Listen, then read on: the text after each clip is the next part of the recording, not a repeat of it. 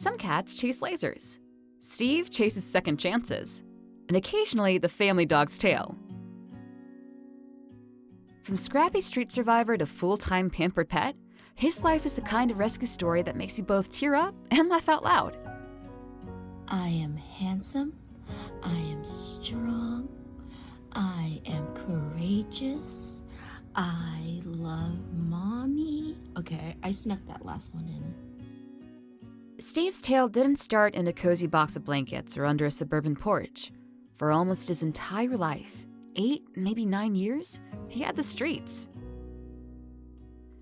Neighbors would leave out food, and he learned to rely on the small mercies of a community that noticed him. Life as a stray cat left its marks. One day in 2019, a bad wound sent him to the shelter. And then in January 2023, he was back again, this time very sick and not eating.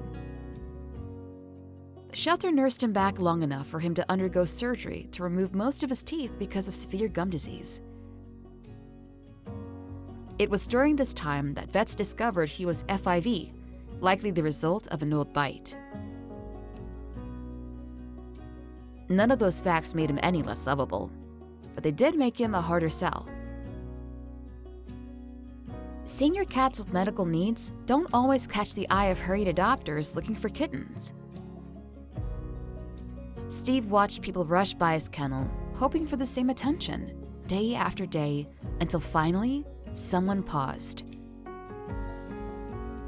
That pause changed everything. A woman named Carly saw his story posted online, went to the shelter to photograph him and help find a home, and soon after, he was adopted. For the first time in a long while, Steve had a place to sleep that wasn't under the stars. But the first adoption didn't stick. In a new house with other cats and without a careful, patient introduction, Steve began to act protective of his space. He was returned just a few weeks later, then let out on purpose and went missing for nearly a week. That near disaster was the last straw for Carly.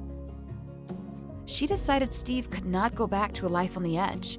She brought him home for good, even though she already had 4 cats and a dog. From that point, the story became one of careful rebuilding, medical care, slow introductions, and a whole lot of bedside company. For the first month, he had his own room, and his human slept on the floor beside him every night, making sure he felt safe and unhurried while he recovered. Steve's recovery was steady but cautious. He needed time to adjust to indoor life, to learn that food would be plentiful and hands would soothe rather than harm. Over the course of about 2 months, the introductions to his new siblings were eased, and the household found a rhythm. There were small hurdles, like the occasional tiff with Stella or the stern no to being stuffed inside a carrier, but mostly there was progress. He started to eat and drink on his own, play with toys, and show the little quirks that made his human fall in love. Steve's personality is a masterpiece of contradictions. He moves like an old man, patient, deliberate, a cat who watches the world with the long-suffering expression of someone who has seen a lot. And yet, he's full of surprises. He can be fiercely affectionate, following his person to the bathroom and assuming the role of guardian, or sometimes, unpredictably, the assailant. You get one of 2 experiences in those midnight followings: being watched over or being swatted for walking too close. The household jokes about his ninja swats. Scars are worn like badges of honor. Survival is stitched into his character. Steve came through things that would stop lesser cats: wounds, illness, years of living on the edge. Every time he bounced back from another scrape, his humans would shake their heads and marvel that he was still here, still stubbornly intent on taking up space in their lives. They call him a cat with many lives, and it's hard to argue.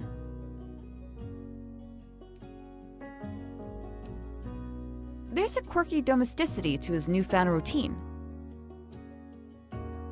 After those cautious months of acclimation, he was allowed free range of the home and even the catio.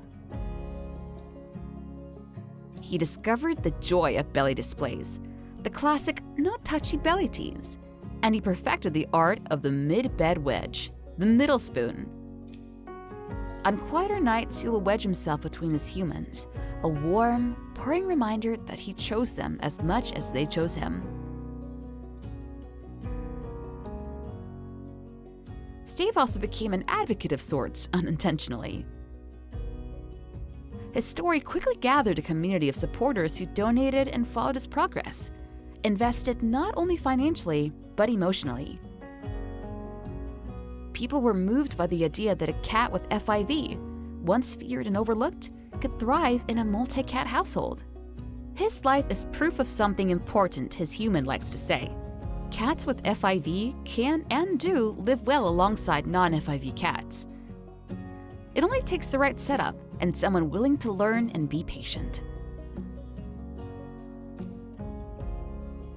Steve's humans speak about him with a mix of admiration and bemused exasperation. Come up here. Come up here. Come on. Good boy. He has the calm severity of an old man and the unpredictability of a queen. And he manages to be both guardian and mischief maker, sometimes within a single minute. And at times, Steve's presence is intense. You don't simply notice him, you feel him. He inhabits a room fully, with a focused presence that makes strangers take a step back and say, there is something about him. But beneath that intensity is a cat who is grateful for warmth, for steady food bowls, and for a person who chose to stay. Looking back, it's impossible not to wonder what might have happened if no one had ever paused for him at the shelter. The wound in 2019, the trip to the hospital, the months of being overlooked in a kennel, each could have been the end of his story. Instead, each chapter led to a new beginning.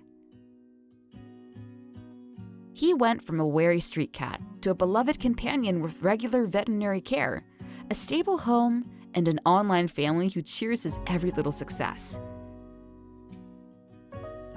Stevie's life is a slow, steady testament to the power of patient rescue. It's about giving a cat time and space to be himself, about understanding that some souls take longer to trust. It's also kind of hilarious. The same cat who survived on the streets now demands vitamins, wrestles with toys, and practices his stealthy ninja swats on unsuspecting ankles. In the end, Steve's story isn't just about survival. It's about the small routines that become everything. A person who sleeps on the floor so a cat can feel safe. A gradual introduction that turns worried glances into cozy snoozes. And a community that refuses to give up on a scrappy old cat who simply wanted a place to belong. It's hard not to think that the lottery he won was not luck at all. It was the right people arriving exactly when he needed them. Steve? Where are you, Steve?